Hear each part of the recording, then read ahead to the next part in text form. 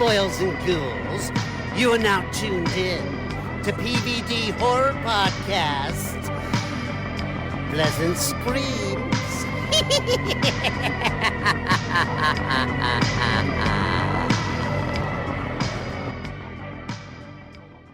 Hey everybody, welcome to PVD Horror. My name's Dave and I'm joined here with my co-host Brandon. And today we have a very special guest. We have Brick Thunder, also known as Miles McCabe, or other way around, I guess you could say.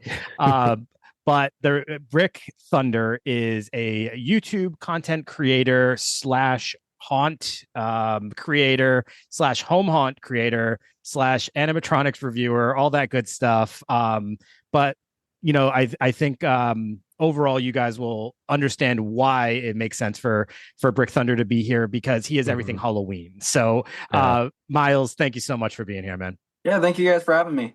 Absolutely. Miles, just kind of starting off, you know, you kind of caught people's attention, just being a younger person, just kind of so into this world and into animatronics and home haunt stuff, right?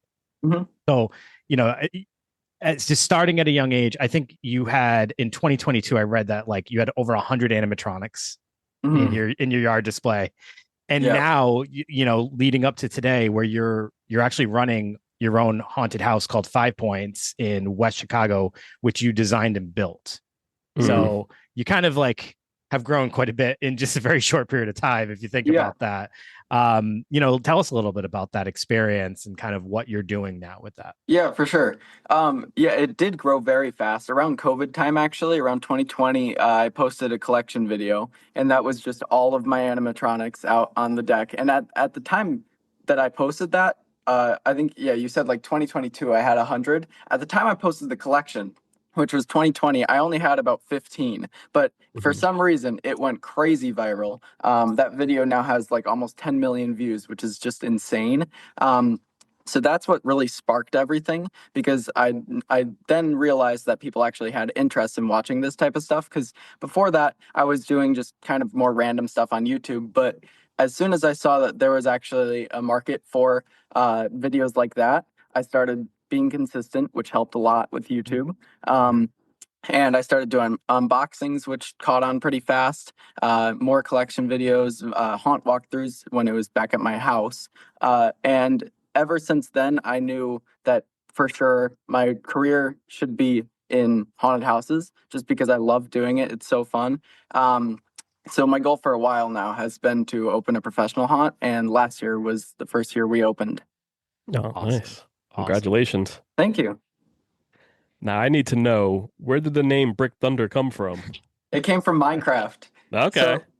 So like I was saying, I was doing so much random content, and for a while when I was like, I started YouTube when I was super young, probably like 10 years old. And back then I was doing like Minecraft videos and stuff. Awesome. Talking about Minecraft, did you enjoy the film that came out this past year? I did. You go watch it. It was awesome. So I wanted to just share with you how I became aware of you and what kind of led to this connection. So I know a younger individual, his name's Harrison, and he's huge into animatronics, and he's been trying to start up his YouTube with, you know, just showing him off. And he's been building his own home haunt progressively each year, making it bigger and bigger. And he's just so into it that he actually went out and met you at 5 Points. And he wanted to let you know it's Harrison from Rhode Island, in case that joggled your memory a little bit. But he's just so freaking into it and passionate about it. And like you inspired him to like continue making his thing bigger and bigger. I just think what you're doing is so important. Like, he's a perfect example of how like seeing somebody at a young age just be passionate and do things outside the box and just take chances. I think that's so important for people to see. Has that kind of like hit you yet, that what you're doing is inspiring to others? For sure. That's definitely one of the best parts about it, especially the YouTube side, like seeing how it does inspire people to do similar things, especially at such a young age. It's really cool. Yeah. Yeah, because that's definitely been taken off in our community. We had another person with special needs that would collect the animatronics and then try to create like his own horror films with them. So it's definitely cool, and we appreciate everything that you're doing for that community. Yeah, thank you. I appreciate that. Yeah. So back in 2023, you were the winner of the Great Halloween Fright Fight, right? Mhm. Yeah. For anyone who doesn't know, could you just maybe explain what that is and give some insight on why that's a big deal? Yeah, so for a while they've run the Great Christmas Light Fight, which is also on like Hulu and Disney Plus and stuff, and that's been going on for years and years. And they did one Halloween episode way back in the day. I think it was like 2014 or a really long time ago. And they decided because Halloween is very much growing that to bring it back, and they brought it back in 2023. And basically, the show is four home haunts around wherever around America. They all visit each one. The judges visit each one and then walk through nighttime with all the actors and everything. And then at the end, they judge and have a winner. And we did end up winning that show, which was so fun. I think that was definitely one of the most fun things I've ever got to do. Like with YouTube, Yeah. the fact that we got to do that was so cool. They brought out a huge film team and stuff, and it Wow. was pretty crazy. As winner, what do you get for your big prize? So we got an amazing trophy that I display in my room, and then it was $50,000, which we put Oh, to the yeah. professional haunt. Awesome. Nice. That's awesome. Now, Mhm. how does it feel to have, Chicago right behind you at every step you take, because we've seen on some clips that you're on the local news and everything like that. Mhm. How's that experience been for you? It's been really fun. News is another thing that's been very helpful and a lot of fun. Mhm. Whenever guests show up at the door, we usually try to ask where did they hear about us, especially since Mhm. we're newer. Yeah. And a lot of last year was from the news. Okay. But yeah, there's been some amazing news coverage here and at the home haunt. Actually, the home haunt, the news brought about. I mean, it was a good percentage of our people, and we got about 5,000 people in one weekend at our house. So it's definitely been very helpful. That's awesome. So yeah, Chicago seems really supportive. Have Mhm. you been a big fan growing up on Svengoolie? Because I know his impact in Chicago is definitely taken over for the horror genre also. I, I have not heard of him. Svengoolie? No, Oh I have man. not. Yeah, he's the longest running horror host, and that all starts in Chicago. You know what I Oh, mean? So that's he has, awesome. yeah, so definitely check that out. For sure, I Um, will. yeah. So, obviously, like in order to be as involved in all this, you had to learn a lot about animatronics. Mhm. Also, like I'm pretty sure you have a pretty good sense of like how they work too, and like Yeah. certain brands and all that stuff. Like, Mm, if for people maybe who have like a slight interest or they think they have interest in this world, how do they get more involved? An example of that, I guess, could be even like recently learned of Trans World Halloween and Attraction Show, Yeah. which looks absolutely amazing. I was telling Brandon at one point, I was like, we mhm. got to go to that actually. I Yeah, think you that's a do. lot of fun. Like, but how do like people learn about that stuff and what things to do or whatever got you all the knowledge you have? Yeah. Well, there's definitely starter like ways into the industry, like what I did with the animatronics. Mhm. Mhm. There's pretty good value animatronics available at like retail stores like Home Depot and everything. And you Mhm. can find some pretty awesome stuff and create some cool displays with that. I always say that like with home haunts and displays, the main thing you got to focus on is lighting because lighting is just everything. Because from down the street, people will see your lighting. They're not going to see Yeah. a little prop. Sure. So I always tell people that because that's something that really helped us at the house. But yeah, animatronics are a great segue into it. And then conventions are definitely a great way to get into it as well, just because there's many different like tiers of Halloween conventions. You have Transworld, which is kind of that big one, and that one's probably not the greatest starter one, just because that's for like the big haunts who are willing to spend thousands and thousands at the show to get something. Yeah. But then there's all the small ones. So we have Midwest Haunters Convention near us. Yes, I heard That about that one. one, Yep. yeah, that Yeah. one's great because you get to meet everyone in the industry. You get to learn a lot about the industry. There's seminars and everything, and you really get into the community there. And then there's one in Texas. There's one on East Coast now. There's a lot. It's definitely helpful. Awesome. Yeah. Awesome. Yeah, it's been a crazy ride over the last few years. I think that, animatronics and Halloween props have definitely surpassed anything decorating for Christmas these days now, because every Mhm. time you turn around, it's just like the Halloween stuff's out earlier. Oh I yeah, mean? Dave, you've been, setting up your yard. Oh yeah. Yep. I have not that many props or anything like that, nothing crazy, but definitely looking forward to, start up that to kind of decorate my house for Halloween time. Dave, what was it like for you doing that, like getting into it? Yeah, so like I aspire to do the home haunt thing, but like Mhm. my laziness gets in the way every year. So I Mhm. procrastinate because I'm like, I don't know if I want to do it. And like some years I like to build my own things, like just random Mhm. stuff I find around. So like it's fun. I'll be honest with you, the thing that I enjoy the most, I love on Halloween night. I love passing out candy to kids and trying to like Mhm. I dress up. I'm in my yard that's all decorated. I love the response you get from people, and I'm assuming that's kind of like for you the same. Like that's Mhm. kind of Yeah. what draws you into it. Like Yep. seeing because like I have like a Michael Myers get up and everybody's like taking pictures of my yard because I'm the only one in my neighborhood who really gets into it. I have people Yeah. taking photos with me and stuff like that, and I just absolutely love it. So Yeah. I'm sure when you the first few times you did it and you got reception, I can only imagine how like inspiring that must have felt to keep doing it. That yeah, that's definitely one of the main drivers for us during the season because build season is so Mhm. difficult sometimes, and like going through all the city processes and stuff, it's definitely a lot. But Yeah. yeah, getting to see reactions at the end of the season makes it all worth it for sure. Yeah. Well, this year or this past year being like your first time, you said that was the first year for 5 points. Mhm. I mean, talk to me about that experience. I'm assuming it was anxiety provoking. It was Yeah, probably Mhm. a little terrifying in for sure. like what if this doesn't go the way I, but then also like obviously it went well, right? Yeah, it was overall a very good year. We actually had a temporary occupancy, so this year we're still trying to get our official occupancy on the place.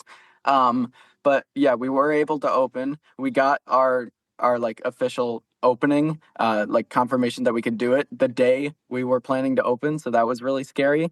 Um, Okay.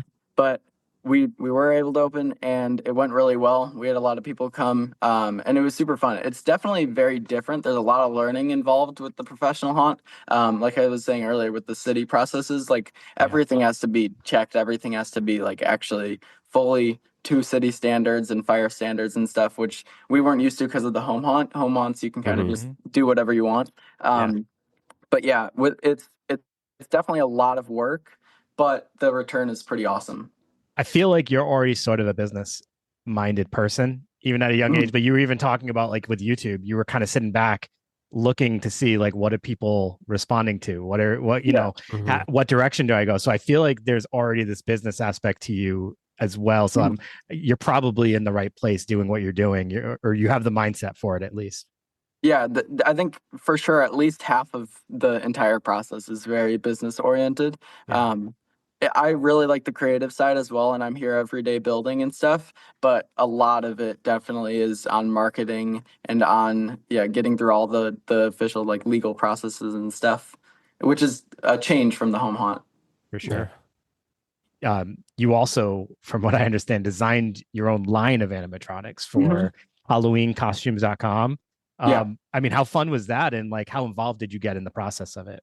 That's really fun. So I give them the initial sketches and then they come back with their artist sketches with some changes. We go through that process multiple times. And then eventually we get to a final character that we're both good with. I'm working on more currently with them right now, three more, but I've already released five now, I think. Five. Okay. That's awesome. And yeah, it's been super fun. That's also one that's a really rewarding process. It's cool to see those in people's displays. Yeah.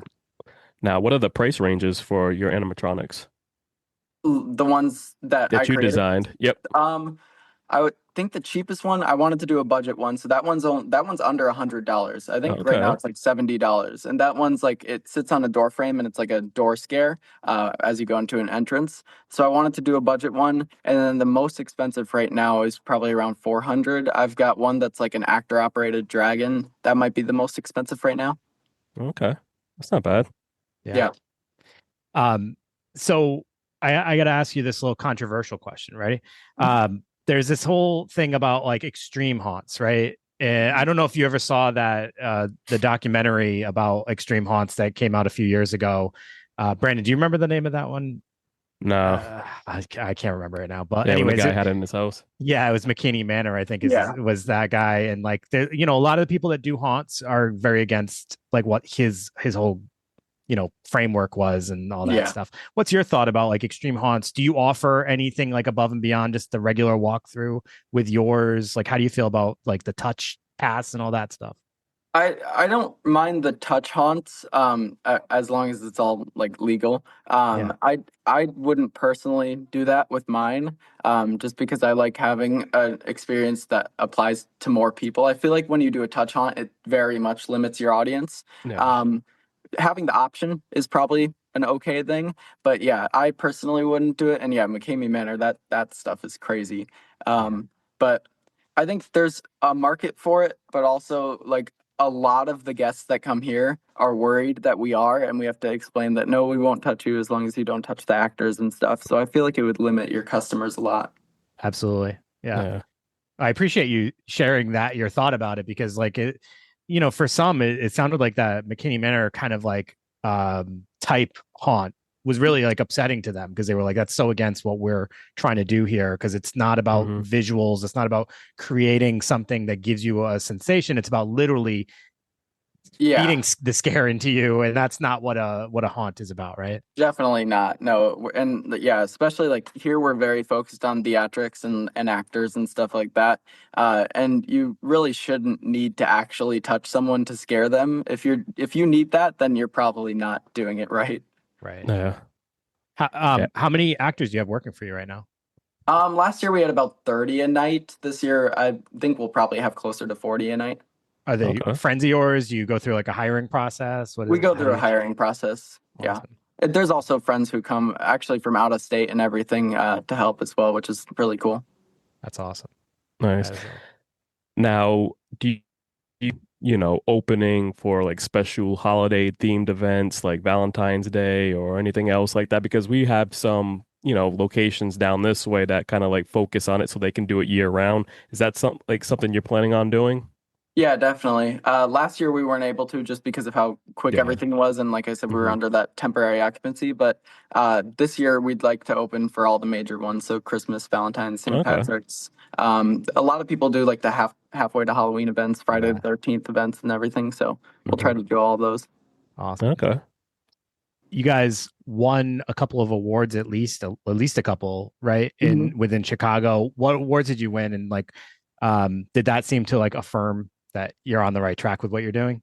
Yeah, that was awesome. That was very rewarding. At Midwest, they did like a whole presenting on stage thing for one of our awards, and that was the Haunted House Chicago, and it was like a Best New Attraction 2024, which was really, really cool. And they did pictures and everything online. And one of the best things about that is now we can advertise that on the website. And when people see stuff like that, it very much helps. So that was awesome. I want you to make a pitch. So if someone's coming from out of town, out of state, right? Why should they come to 5 Points? Why is it a different experience than they're going to get from their local haunts? And and also like, I guess another question would be like, where do you see it going in the future for 5 Points aside from some of the things you mentioned? Well, our haunt is definitely different in a lot of ways, and we hear that from the customers too, which is really cool. One of the things we focus on a lot is psychology, because I love horror movies. My whole family loves horror movies, and one of the big like driving factors for the scariness of horror movies is the psychology behind how they do the scares. So, for example, like one of my favorite rooms is we have one that has so many distractions before the actual scare. We have like this long, long hallway where there's just a phone ringing at the end and like no other sounds. It's just like calm music, phone ringing at the end. So you're like, what is going on? And there's no exit in the room when you go in. And you get to the phone, there's a scare and everything, which I won't say. But then one of the walls actually like opens up and lets you out. So there's scenes like that where we focus on distraction and involving the actor in the scare instead of just like hiding an actor behind a corner and telling them to jump out. Which I think helps a lot for the scared value of everything. We also have actors from everywhere, from the floor above you and stuff like that, which is kind of rare. And then one of the things that I like to say, just because it is kind of rare, is we have 2 floors. So you do end up having to go into the basement of the haunt, which is pretty creepy. Okay. That's awesome. Yeah. Now, how many people are allowed in a group as they go through the haunt? We have had larger groups, but we try to limit it to 6. Okay. Yeah. Okay. So you're a fan of horror movies. I got to ask you this because we're a horror podcast. Yeah. What are some of your favorites? And also, like, what ones do you think have heavily influenced or inspired, scenes that you've created and things like that? Mhm. I always say I think Conjuring is my favorite series, but Okay. anything A24 I love. I think Talk to Me, one of their newer ones, or I guess Yep. not newer now, but Talk to Me, Midsummer is awesome, Hereditary is awesome. I really like that style. I think A24 has definitely influenced the psychology behind The Haunt. Yeah, that's very good. Nice. And obviously we're from Rhode Island, which is a state where the Conjuring house exists and all that Yeah. stuff. So that's right up our alley. Yeah. But What are your guys' favorite horror movies? that's a great question. Brandon, I'll You let go you first. go ahead. You can go Oh, first. yeah, of course. Well- So I'm a big Freddy guy. Nightmare on Elm Street is always that franchise has always been big for me. Lesser known, I like to always mention Brain Scan's one of my top films. That just hit at a perfect time for me. Texas Chainsaw is a classic, obviously. Newer films, though, I'm definitely in with like a lot of the ones you mentioned. I love the Midsummer, Hereditary. All those films have been just amazing. Sinners was probably one of the more recent ones that really I still haven't impacted watched us. that. Oh, Yeah, it's, that's you good. gotta check that out. Yeah. Brandon. Touching on like everything that Dave said, I enjoy those films also. I'm actually a big Friday the 13th fan. Let's see, Lost Boys. Let's see, Waxworks was my first horror film I ever watched.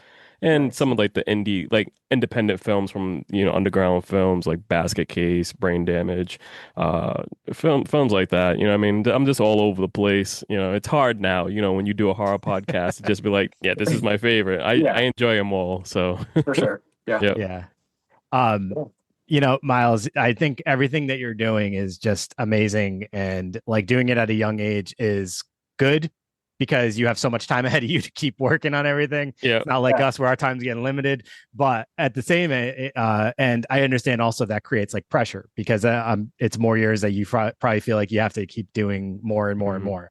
But the one thing I guess we would love to share with you is the biggest thing that we've learned from talking with people is just like always being authentic to who they are and like creating stuff that they think is representative of who they are at that current time and how they feel and stuff like that versus always like trying to stay relevant with what's and it sounds exactly like that's what you're doing. You're doing what's right for you. You're doing the stuff you're passionate about. So I think that's super inspirational and yeah, man, I can't wait to see where you go with all this. But I also hope that at some point, Brandon and I get a chance to go to West Chicago and check out 5 Points. And for sure, I think that would be absolutely amazing. So definitely, yeah, thank you, I appreciate that. Of course.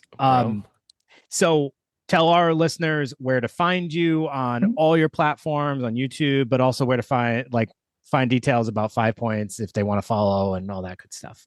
Yeah, so our website for The Haunt is 5pointshaunt.com. And if you look up 5 Points Haunt on Facebook, Instagram, YouTube, everything, you'll find that there. And then I also have Brick Thunder, my personal channel, where I show like the behind the scenes and the unboxings and everything. And same thing for that. Brick Thunder on YouTube, Brick Thunder on Instagram, on Facebook, everything. Yep. Awesome. Okay. All right, man. Thank you so much for taking this time with us. We appreciate this. This was great. And like I said, I can't wait to see where this all goes for you in the future. But excited for you for this season because it is right around the corner. So good luck with everything, man. Yeah, appreciate it. Thank you guys for having me. No problem. No problem. And everyone, thank you for listening. We'll see you next week. Have a good one. See you.